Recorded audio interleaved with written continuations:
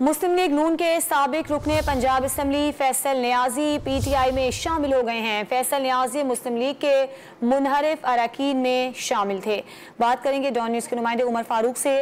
उमर, उन्होंने क्या वजूहात बताई हैं पार्टी छोड़ने की?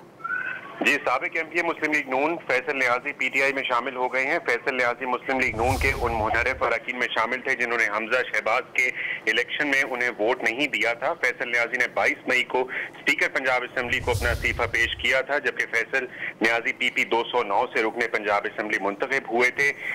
डॉन न्यूज़ से गुफ्तगू करते हुए फैसल नियाजी का कहना है कि उन्होंने PTI में बाकायदा शमूलियत इख्तियार कर ली है और मुस्लिम लीग नून की पॉलिसियों से इख्तिलाफ के बायस काफी हुए थे। जी, बहुत शुक्रिया आपका उमर फारूक।